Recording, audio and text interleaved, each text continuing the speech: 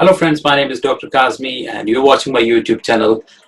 Today we'll be talking about how do we calculate the actual number of COVID-19 cases if we know the exact mortality rate for this disease for a given country or a given community.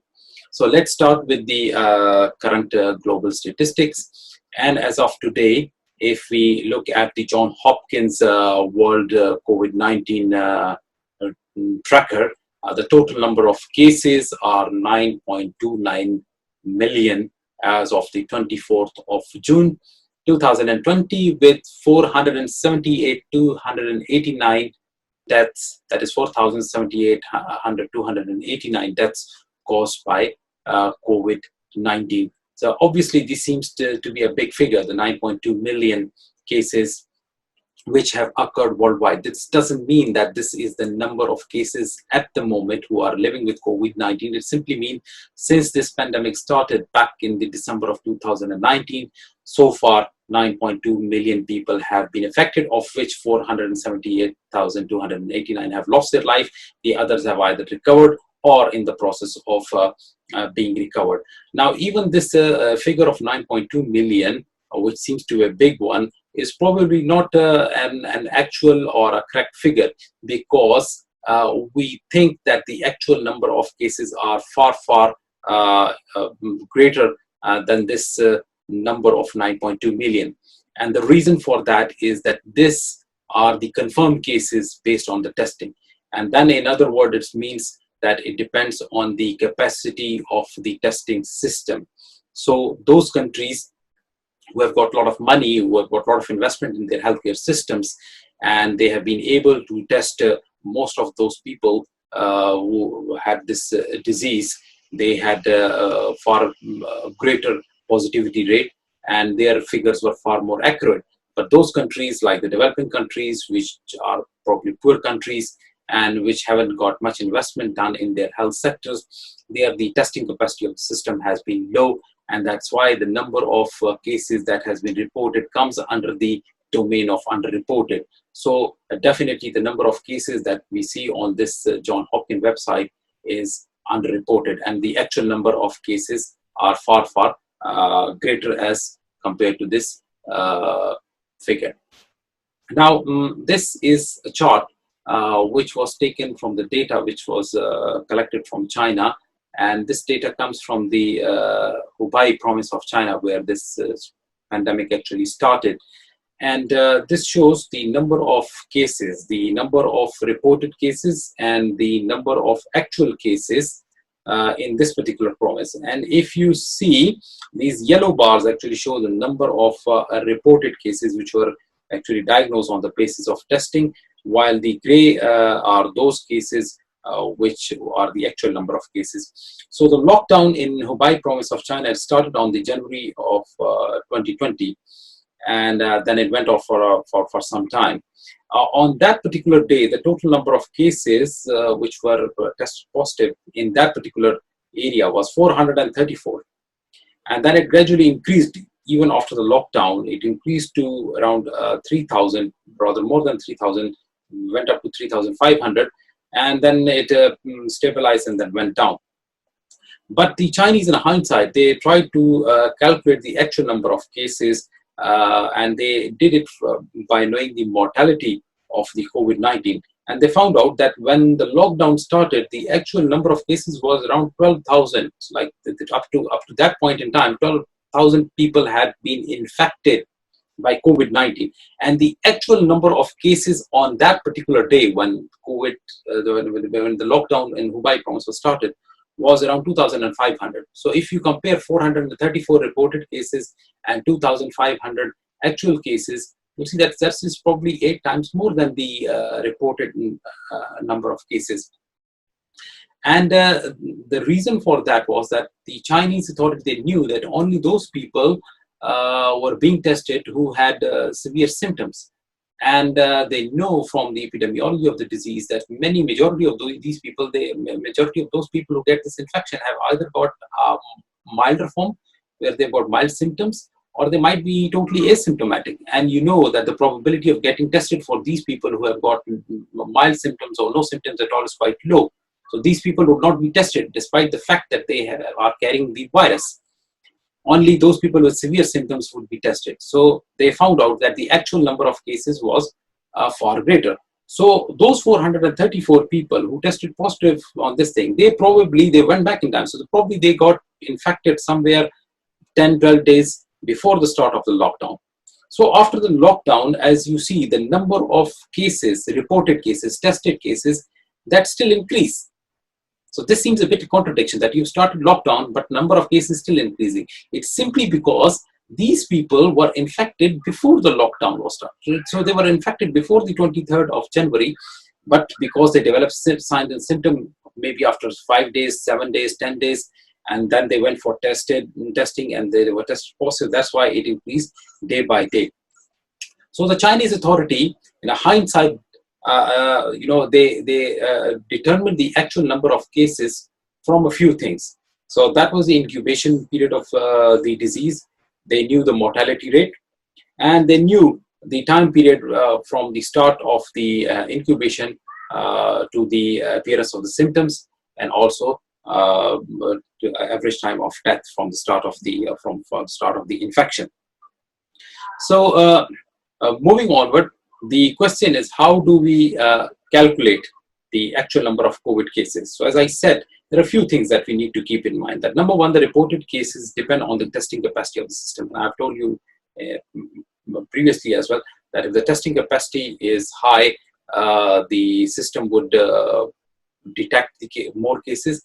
And if the capacity is low, then it would not be able to pick up these cases. The other thing with calculating the actual number of cases are the issues with the sensitivity and specificity of the test. Again, those people who have got the disease, not all of them would turn out to be positive if you have got a test which has got sensitivity of less than 100%. And we know that the test which has been traditionally used to diagnose COVID-19 has been the real-time reverse transcriptase PCR test. And at best, the sensitivity of this test has been around 70 to 75%. So it simply means that out of 100 people who are carrying this infection, this test is only able to diagnose 70 to 75% of the cases, and 20 to 25% of the cases will still be missed, and they would be labeled as false negative. So there are issues with that. So again, if we had a 100% sensitive test, we would have been able to detect more number of cases. Incubation period. So the incubation period for this COVID-19 is anywhere between 2 to 14 days, but on a mean or median level, the incubation period is around 5 to 6 days. The mortality rate from the disease has been varying actually. We have seen that those populations which had a big segment of the older people, those people who are above 70 years of age, they had high mortality rates. It was not because the disease is very lethal, simply because of the selective selection of the old case who has got high mortality in case of COVID-19. We have seen that in certain communities, the mortality rate went up to 13 to 14%. In certain countries, it was less than 1%. But on average, if we take out average from all these, mortality figures coming from these more than 200 countries of the world, on average, it stands between 1 to 2%. And the time from incubation to death, again, because if somebody gets infected with COVID-19, it takes on average 5 days for the symptoms to come on. And then it takes another 15 days from the start of symptoms on average for the person to go into increased severity of the disease and ultimately die. So the time from incubation to death has been varying, but on average, I can say that it's around 20 days, and different research studies have shown that it can vary anywhere from 15, 16 days to 24, 25 days. So on average, it is 20 days from the time from incubation to death. Now, let's move on and calculate how we calculate the actual number of cases if we know the mortality of COVID-19. So let's start with an example. So let's say we will take the case of, we take a case of a country where the mortality rate is 1%. So let's say hypothetically that this is a timeline.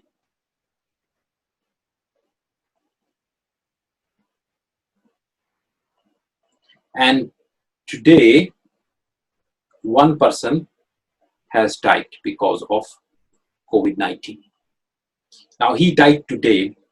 Now, if I told you earlier that the incubation period of this disease is around 5 days, and the time period from incubation to death is on average 20 days. So if this person has died today, it simply means that this person got the infection 20 days ago. So we will go back in time, and let's say this is 20 days ago. So he got infected over here. And let's say then I make some more timelines. So this is 10 days. This is 5 days from that, and this is 15 days.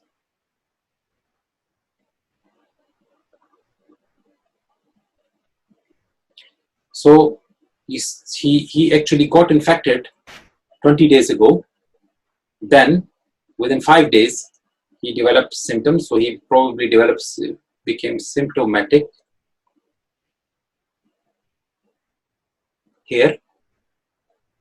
And after that, he went on increased severity of disease and finally died. So 1% mortality here means that on that particular day, a total of 100 people were infected. Total of 100 people were infected. And out of that, one died today. Okay.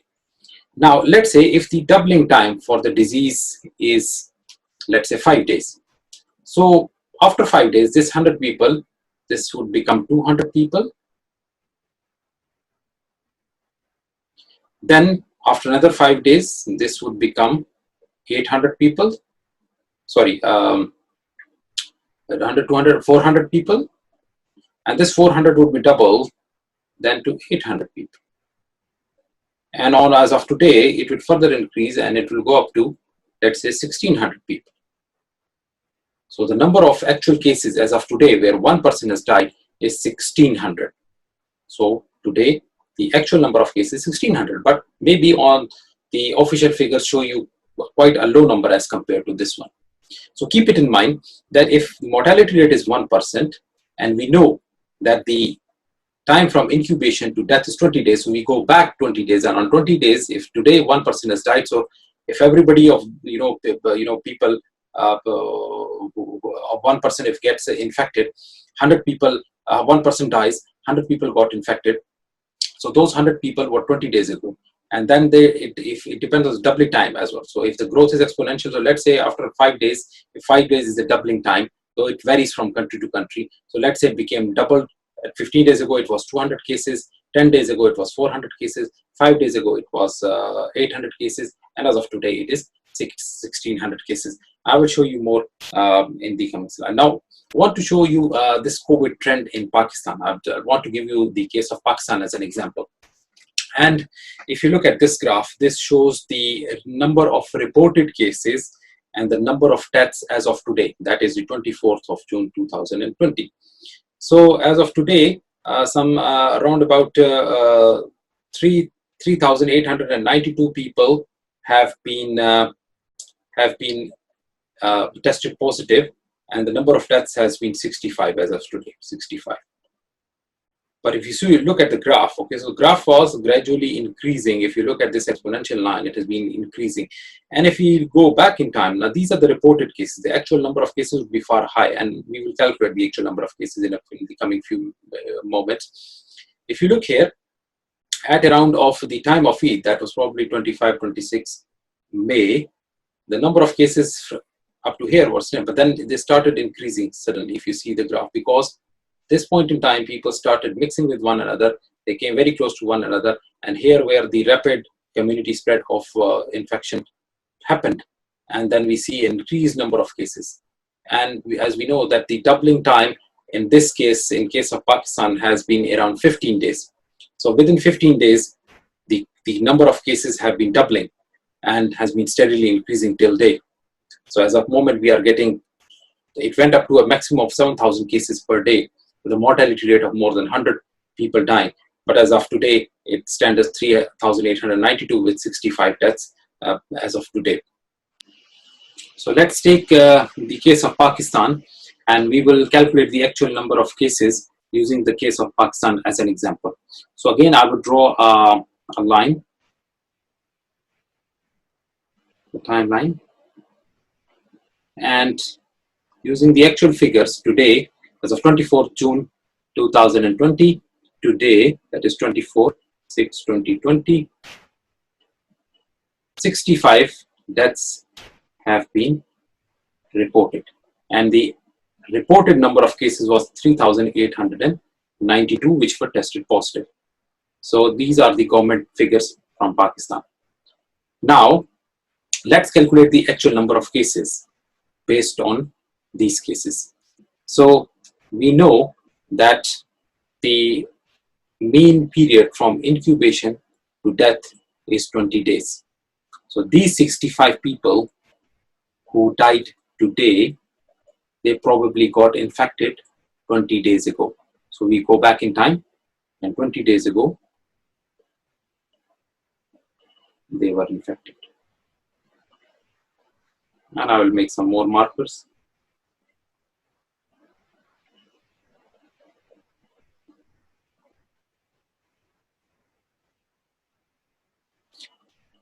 We also know that the mortality figures for Pakistan stand between 1 to 2%. So I will go on a bit conservative side, and I will take the rate of 1%.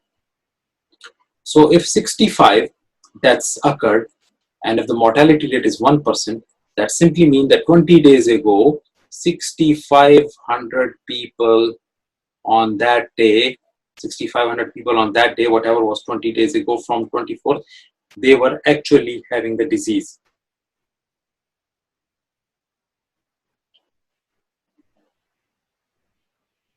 Now, we know the doubling time in case of Pakistan is 15 days. And again, where does this figure come from? This comes from the actual statistics of Pakistan. So if we trace the graphs, we've seen that the number of cases in Pakistan have been doubling every 15 days. So it simply means that 20 days ago, there was 6,500 people, and of them 1% mortality, which died of 20 days, 65 deaths today. So retrospectively, 6,500 people were actual cases. So if the doubling time is 15 days, so starting from 20 days, if we make 15 days, so 15 days would be here. These 5, 10, 15. So 5 days ago, the number of these cases would have doubled. So this would be 13,000 people. And this again, it would double in the next 15 days. So we are now down 5 days from this doubling time. So this would be 1/3 of the cases. So if we take 1/3 of 13,000, that would be around 4,500. So we add 4,500 to this 13,000, and that becomes 17,500 actual cases. So now you can see that the number of cases that have been reported positive from Pakistan based on the testing is 3,892. But in fact, the actual number of cases is 17,500. So the actual number is 17,500, which is probably 4 times more than the number of reported cases. And this actually tells you about the magnitude of the problem. This is actually telling you about the morbidity. And if we plot it on this graph, so if we plot the actual number of cases, we plot the reported number of cases, and we plot the number of deaths, so we get this graph. So here you can see in the blue dots are the actual number of cases. Then in the yellow lines, you can see the number of cases reported, and the green line is showing the number of deaths. Obviously, this looks like a flat line, but again, because of the scale of the y-axis, the deaths at the most have gone up to the maximum death rate, I think per day was 115 in case of Pakistan. It was 109 or 105 of yesterday, and today it has been 65. So it's going up and down. Anyhow, we can calculate the average, but the actual number of cases is quite high. As I told you, it's probably 4 to 5 times more than the number of reported cases, and that shows the magnitude of the problem. Fortunately, in case of Pakistan, the mortality has not been high as what we saw in UK, where the mortality rate was around 13%. Again, because of an obvious reason, because of an increased segment of older population here in UK, which was actually the target of severe form of COVID-19. But since we don't have that much number of old people in Pakistan, that's why the mortality rate has been comparatively low, despite the fact that the population is quite heterogeneous and is quite huge, 222 million population. So this in a nutshell tells you how to calculate the number of actual COVID-19 cases. If you know the mortality rate, you know the time period between incubation and death, and you know the mortality rate, so you can calculate a construct knowing the actual number of cases. So once again, to summarize it, all you know is the mortality rate for that given community. From the actual data or the reported data, you can calculate the number of the doubling time for the number of cases, and the incubation, the time period between incubation and the appearance of symptom, and between incubation and time to death is pretty much standard. On average, it is 20. In certain countries, it has been low, like went up to 15, 16. In certain countries, it has been more, 24, 25, but on average, it is 20. And with that, you can calculate the actual number of cases. So I hope you like this video, and it gives you some knowledge how to calculate the actual number of COVID-19. If you like this video, do like it, do subscribe it, or if you've got any questions, do ask me by writing your question in the comment section below. Thank you very much for listening and for being here. Bye-bye.